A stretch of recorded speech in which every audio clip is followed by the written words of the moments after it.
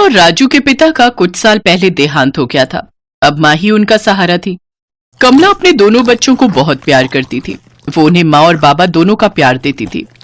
एक रोज कमला अपने बच्चों से, बच्चों, घर में राशन खत्म हो गया है, मैं बेलापुर बाजार जाकर थोड़ा राशन ले आती हूँ। अपने गांव के लाला की दुकान बंद है, इसलिए बस से दूसरे गांव जा रही हूँ। शाम तक लौट आऊंगी। तुम दोनों अपना ख्याल रखना। रोटी सब्जी बनाकर रखती है, भूख लगी तो खा लेना। ऐसे ही दिन से शाम हो गई, लेकिन कमला वापस नहीं लौटी। कुछ देर बाद खबर आई कि बेलापुर गांव की ओर जाने वाली बस नहर में गिर गई है। ये खबर मिलते ही मुन्नी और राजू अपने चाचा चाची के साथ पुलिस स्टेशन पहुंचे। देखिए, कुछ लाशें नदी के बहाव के साथ बह गई हैं। हो सकता है कमला जी की लाश भी बहाव में बह गई हो। दोनों बच्चे अभी छोटे हैं और ये अनाथ हो चुके हैं, इसलिए चाचा चाची होने के नाते आपको ही इनकी देखभाल करनी होगी। बेमन से दोनों चाचा चाची उन बच्चों को अपने साथ घर ले आए, लेकिन उनके चाचा चाची दोनों बच्चों से बहुत बुरा बर्ताव करते। अरे, मैंने तुम दोनों से कहा था सारे घर की साफ सफाई कर लेना, पर अभी तक तुम दोनों ने कोई भी काम नहीं किया। आज मैं तुम दोनों को खाने के लिए कुछ भी नहीं दूंगी। चाची, राजू की तबीयत ठीक नहीं है, उसे बहुत तेज बुखार है। आज उसे रहने दो, मैं अकेले ही सारी घर का काम कर दूंगी। राजू को बहुत भूख लगी है चाची, उसे कुछ दे दो।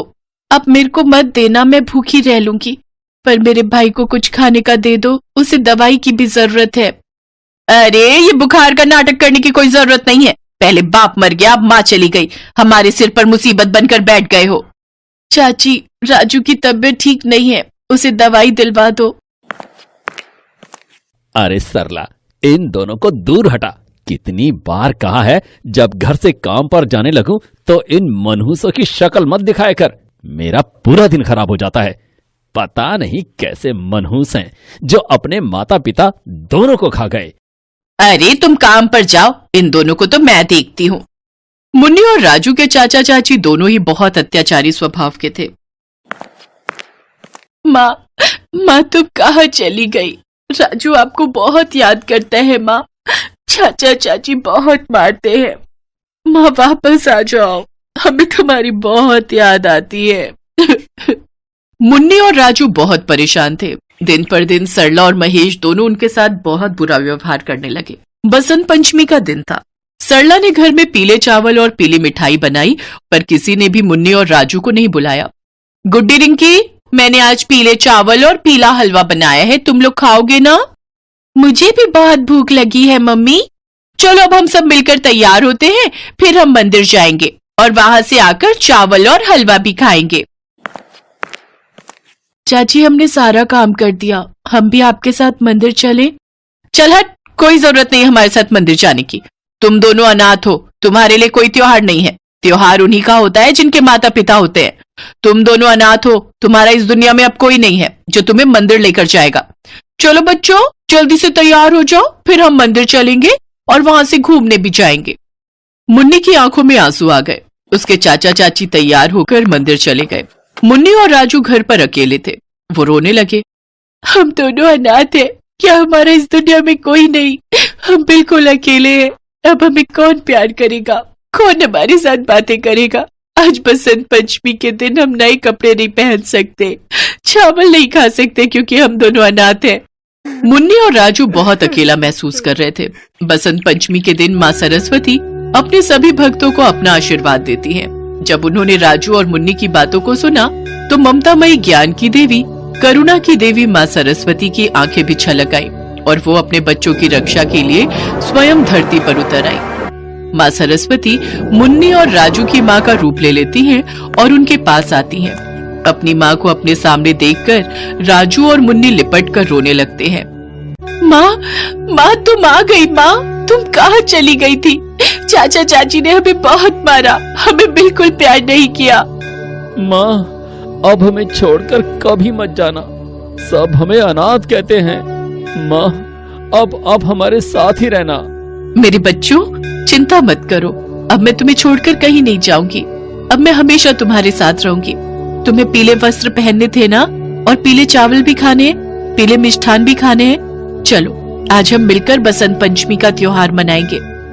माँ सरस्वती अपने चमत्कार से मुन्नी और राजू के वस्त्रों को सुंदर पीले वस्त्रों में बदल देती हैं। राजू और मुन्नी के सामने स्वादिष्ट पीले मीठे चावल और पीले मिष्ठान की थालियां सज जाती हैं। राजू और मुन्नी बहुत खुश होते हैं। वो माँ सरस्वती के साथ, यानी कि जिन्हें वो अपनी माँ समझ रहे थे, जो वास्तव में जगत जननी माँ शारदा थी, उनके साथ बसंत पंचमी का त्योहार मनाते हैं। उसके बाद माँ सरस्वती राजू और मुन्नी को लोरी सुनाकर गहरी निद्रा में सुला देती हैं और अंतर्ध्यान हो जाती हैं। और सब कुछ वैसे का वैसा ही हो जाता है जैसा मुन्नी के चाचा चाची घर को छोड़कर गए थे। अपनी चाचा चाची की आवाज सुनकर मुन्नी और राजू की आंख खुल जाती है। बताओ, इतनी दूर मंदिर भी गए और दर्शन नहीं हुए, मंदिर के द्वार ही बंद थे। पता नहीं कैसी किस्मत थी कि आज के दिन हमें माँ सरस्वती के दर्शन ही नहीं हुए। चलो कोई बात नहीं, तुम एक काम करो, तुम घर में ही भगवान को भोग लगा दो, उसके बाद हम सब मिलकर खा लेते हैं। ठीक है, मैं अभी रसोई में जाती हूँ और चावल और मिठाई का भोग लगाती हूँ। सरला जैसे ही रसोई में जाती है वो देखती है कि सब कुछ चूहे खा गए। कहीं न कहीं ये सब माँ सरस्वती की ही माया थी। सच तो ये है कि भगवान सच्चे और दयालु भक्तों का ही प्रसाद ग्रहण करते हैं, पर मुन्नी के चाचा चाची का व्यवहार दयालु नहीं था, इसीलिए माँ सरस्वती ने उनकी पूजा को स्वीकार ही नहीं किया और न ही उन्हें उस दिन दर्शन प्राप्त हुए। उधर राजू और मुन्नी पूरे घर में अपनी माँ को ढूंढ रहे थे। जब उन्हें घर में माँ नहीं मिली तो वो घर से बाहर भटकते भटकते अपनी माँ को ढूंढने लगे। माँ सरस्वती एक बार फिर उनकी मदद करती हैं और वो कमला के सपने में, जो अपनी याददाश्त खो चुकी थी, उसे उसके बच्चों की याद दिलाती है। कमला, उठो, तुम्हारे बच्चे तुम्हारी राह देख रहे हैं। अब तुम्हारी याददाश्त वापस आ चुकी है। जाओ, अपने बच्चों के पास जाओ, उन्हें तुम्हारी जरूरत है। माँ, मैं अपने बच्चों के पास जाऊंगी, मुझे सब कुछ याद आ गया है माँ, आपका बहुत बहुत धन्यवाद। मुन्नी और राजू वापस घर आ चुके थे। फिर से सरला उन पर अत्याचार करने लगी, पर अचानक कमला को देखकर सरला घबरा जाती है। बस सरला बस, तुम्हें शर्म नहीं आई? मेरे छोटे बच्चों पर तुमने इतना अत्याचार किया। अब मैं लौट आई हूँ, मैं अपने बच्चों को लेकर चली जाऊंगी। चलो मुन्नी, राजू, हम कहीं और चलकर रहेंगे। तुम जिंदा हो? जब हमारी बस नहर में गिरी तो मैं पानी के बहाव के साथ बह गई और बहते बहते एक चट्टान से टकरा गई। चट्टान में सर लगने के कारण मेरे सिर पर गहरी चोट लग गई, जिससे मेरी याददाश्त चली गई। किसी भले इंसान ने मुझे अस्पताल पहुंचाया, जहां उन्होंने मेरा इलाज किया। तब से मैं उसी अस्पताल में रहकर लोगों की सेवा करने लगी। लेकिन फिर माँ सरस्वती ने मेरी याददाश्त लौटा दी और मैं अपने बच्चों के पास लौट आई। उस दिन अगर मेरे साथ वो हादसा न होता, एक्सीडेंट में मैं अपनी याददाश्त न खोती, तो आज मेरे बच्चे इस अत्याचार को न सह रहे होते। वो तो माँ सरस्वती की कृपा है कि उन्होंने मुझे सब कुछ याद दिला दिया और मैं अपने बच्चों के पास वापस आ गई। मेरे बच्चों, अब घबराओ नहीं, अब तुम्हारी माँ तुम्हारे साथ है। माँ, अब आप कहीं नहीं जाओगे ना? हमें बहुत डर लगता है जब आप चले जाते हो। हाँ मेरे बच्चों, अब हम यहाँ नहीं रहेंगे, हम अपने नए घर में रहेंगे। चलो बच्चों। मुन्नी और राजू को अपनी माँ मिल गई तो उन्हें उनका पूरा संसार मिल गया। कमला माँ सरस्वती को धन्यवाद कहती है और अपने बच्चों के साथ एक नई जगह पर रहने चली जाती है और माँ सरस्वती का नाम लेकर अपनी जिंदगी की फिर से एक बार शुरुआत करती है।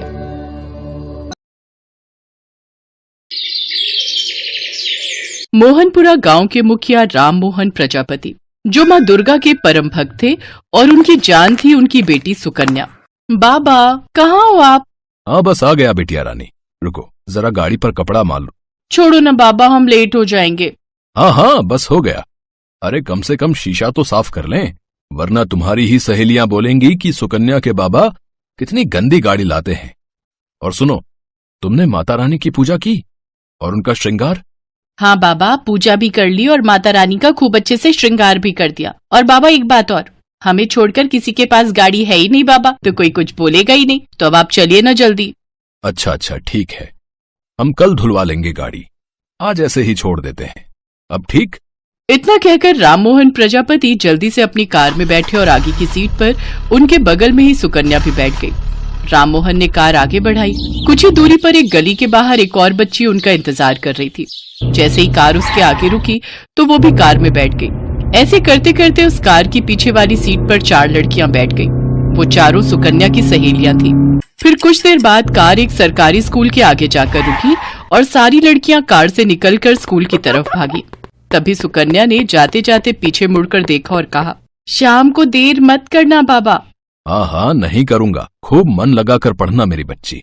ठीक है बाबा, देर हो रही है, अब आप जाओ। अपनी बेटी की बात सुनकर राममोहन मुस्कुरा दिए।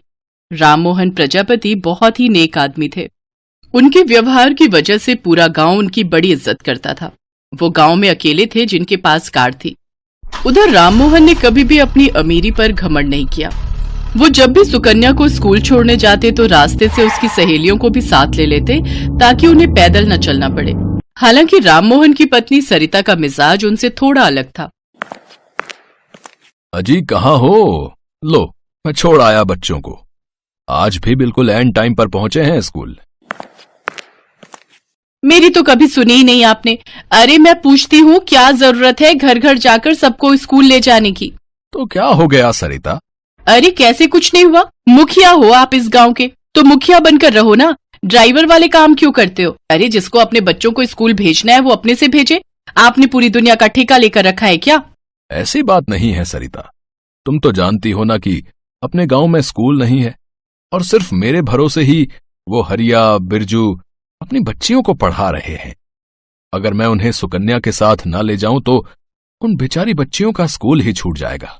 हाँ तो फिर करते रहिए समाज सेवा। मेरी कौन सी सुनी है आपने जो आज सुनोगे? ओहो, तुम तो नाराज हो गई। अच्छा, अब ये सब छोड़ो और जल्दी से नाश्ता तो लगा दो, शहर जाना है भाई। क्यों? अब शहर किसे छोड़ने जा रहे हो? तुम्हें बताया तो था कि आज जिला शिक्षा अधिकारी साहब से मिलने का वक्त लिया है। वो अपने गांव में स्कूल खुलवाने के बारे में। मोहनपुरा गांव में कोई स्कूल नहीं था, बल्कि 4 किलोमीटर दूर प्रीतमपुरा गांव में स्कूल था। राममोहन भी उसी स्कूल में पढ़े थे। राममोहन लगातार कोशिश कर रहे थे कि उनके भी गांव में स्कूल खुल जाए, पर सरकारी काम इतनी आसानी से कहाँ होते हैं। फिर उसी दिन शिक्षा अधिकारी के दफ्तर में।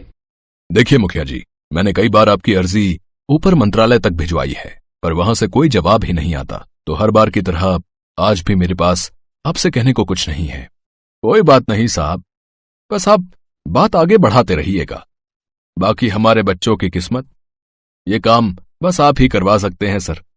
गांव में ही स्कूल हो जाएगा तो हमारे बच्चों को बहुत आसानी हो जाएगी। इस बार भी मुखिया जी मुंह लटकाकर गांव वापस आ गए। वो दुखी मन से ही सुकन्या और उसकी सहेलियों को लेने स्कूल पहुंचे। और फिर बाबा, आपको एक बात बतानी है। हाँ बोलो बिटिया। बाबा, आप तो जानते ही हो हमारे स्कूल में कितने कम टीचर हैं, और आपको पता है हमारी फिजिक्स वाली मैडम का भी ट्रांसफर हो गया है, तो वो बस 10 दिन ही और आएंगी। क्या? लेकिन इस बार बोर्ड की परीक्षाएं हैं, तो बच्चे पढ़ाई कैसे करेंगे? वही तो बाबा, पता है आज पूरा दिन क्लास में मन ही नहीं लगा। आप ही बताइए, सिर्फ 2 ही टीचर कैसे सारे विषय पढ़ा सकते हैं? तुम चिंता मत करो सुक्कू, मैं आज ही विधायक जी से बात करने की कोशिश करता हूँ। कोई ना कोई हल निकाल कर रहेंगे इस समस्या का। इस मसले को लेकर मुखिया जी ने पहले शिक्षा अधिकारी से बात की और फिर विधायक से भी बात की, लेकिन टीचर के ट्रांसफर को रोका नहीं जा सका। और फिर मैं जानता हूँ बिरजू कि तुम मुझसे क्या कहने आए हो। देखो, मैं पूरी कोशिश कर रहा हूँ। बिरजू हाथ जोड़कर वहाँ से चला गया। उसके जाने के बाद, अरे छोड़ो न ये सब, आप सुकन्या को शहर में किसी अच्छे स्कूल में डाल दो। वही हॉस्टल में रहेगी और खूब अच्छे से पढ़ाई करेगी। ये ठीक बात नहीं है सरिता। मेरे पास पैसे हैं तो इसका मतलब ये नहीं कि मैं सिर्फ अपनी बच्ची के बारे में ही सोचूं। अरे, मैं इस गांव का मुखिया हूं, हर बच्ची की जिम्मेदारी मेरी है, और तुम तो बस माता रानी से प्रार्थना करो कि वो सब ठीक कर दें। परीक्षाएं नजदीक आती जा रही थी। बच्चों को पढ़ाने के लिए टीचर नहीं थे। उधर कहीं से भी कोई मदद नहीं मिल रही थी और इसे लेकर राममोहन बहुत परेशान थे। वो दिन रात माँ दुर्गा से मदद मांग रहे थे। फिर एक दिन सुकन्या चहकते हुए अपने बाबा के पास आई। बाबा, लगता है माता रानी ने हमारी सुन ली। आज ही हमारे स्कूल में एक नई मैडम आई है, वो बहुत अच्छी है। पता है, उनके पढ़ाने का तरीका भी बहुत अच्छा है। अच्छा, क्या नाम है उनका और कहाँ से आई है वो? अब ये तो नहीं पता बाबा, पर उनका नाम पता है। उनका नाम अम्बा है। अम्बा मैडम के आने से बच्चों के मुरझाए चेहरे एक बार फिर खिल गए थे। वो बच्चों के साथ खूब मेहनत करती। कई बार तो बच्चे स्कूल खत्म होने के बाद भी उनसे पढ़ते रहते, और वो भी वक्त की फिक्र ना करते हुए सारे बच्चों को खूब दिल से पढ़ाती। फिर एक दिन जब मुखिया जी काफी देर तक स्कूल के बाहर इंतजार करते रहे, लेकिन फिर भी बच्चियां बाहर नहीं आई, तो उन्हें चिंता हुई। वो फौरन स्कूल के अंदर पहुंचे। उन्होंने देखा कि सारे बच्चे ध्यान लगाकर ब्लैक बोर्ड की तरफ देख रहे थे और अम्बा मैडम किसी सवाल को ब्लैक बोर्ड पर हल कर रही थी। उनके चेहरे पर गजब का तेज था। मुखिया ने उन्हें देखा और मुस्कुराकर वो वापस लौट आए और कार में ही सुकन्या और उसकी सहेलियों का इंतजार करने लगे। हे माता रानी, आपका लाख लाख शुक्रिया जो आपने नई मैडम को भेज दिया। मुझे पूरी उम्मीद है कि मेरे गांव की सारी बच्चियां अच्छे नंबरों से पास हो जाएंगी। ऐसे ही 2 महीने बीत गए। अम्बा मैडम ने बच्चों के साथ खूब मेहनत की और बच्चों ने भी पढ़ाई में दिन रात एक कर दिया। फिर उनकी बोर्ड परीक्षाओं के परिणाम भी आ गए। नतीजे देखकर मुखिया जी बहुत खुश हुए। उनकी बेटी सुकन्या ने पूरे राज्य में टॉप किया था और गांव की हर बच्ची अच्छे नंबरों से पास हो गई थी। रिजल्ट देखकर उन्होंने सुकन्या को गले लगा लिया। बाबा, मेरी कामयाबी की असली वजह अम्बा मैडम है। उन्हें भी उनकी मेहनत के लिए इनाम मिलना चाहिए। हाँ, मैं अभी विधायक जी से बात करता हूँ और अम्बा मैडम की तारीफ करता हूँ। ये कहकर राममोहन ने फौरन विधायक को फोन लगाया और फिर हेलो विधायक जी, राम राम। राम राम मुखिया जी। अरे, आपको बहुत बहुत बधाई हो। सुना है आपकी बिटिया ने पूरे राज्य में टॉप किया है। जी विधायक जी, सब माता रानी की कृपा है। बहुत बढ़िया। आपको नाज होना चाहिए अपनी बिटिया पर, और हो सके तो हमें माफ कीजिएगा। हम अभी तक स्कूल के लिए फिजिक्स टीचर को नहीं भेज पाए, पर हम वादा करते हैं कि अब बच्चियों ने इतना नाम कर दिया है तो बहुत जल्द टीचर की व्यवस्था हो ही जाएगी। विधायक जी की बात सुनते ही मुखिया जी का सिर चकरा गया। उन्होंने फौरन शिक्षा अधिकारी को फोन लगाया। मुखिया जी मुबारक हो, बिना टीचर के ही आपकी बच्चियों ने तो कमाल कर दिखाया। क्या? तो फिर अम्बा मैडम वो कौन है? हमें तो लगा था कि आपने उन्हें भेजा था फिजिक्स पढ़ाने के लिए। कौन अम्बा मैडम? अरे मुखिया जी, प्रीतमपुरा के स्कूल के लिए फिलहाल 2 ही टीचर दर्ज हैं हमारे पास। हमने लाख कोशिश की कि कोई तीसरा टीचर आ जाए, पर हो नहीं पाया। इस सच को जानकर सुकन्या और उसके पिता राममोहन और सरिता सभी हैरान थे। फिर सभी लोग तुरंत सरकारी स्कूल पहुंचे, लेकिन ना तो अम्बा मैडम कहीं थी और ना ही उनके बारे में कोई कुछ जानता था। और फिर, बाबा, दुर्गा माँ का एक नाम अम्बा भी है ना? सुकन्या की बात सुनते ही तीनों ने माता की मूर्ति की तरफ देखा और माँ के सामने नतमस्तक हो गए। इसमें कोई शक नहीं था कि सारी बच्चियों की नैया पार लगाने वाली अम्बा मैडम कोई और नहीं बल्कि साक्षात अम्बा मैया ही थीं।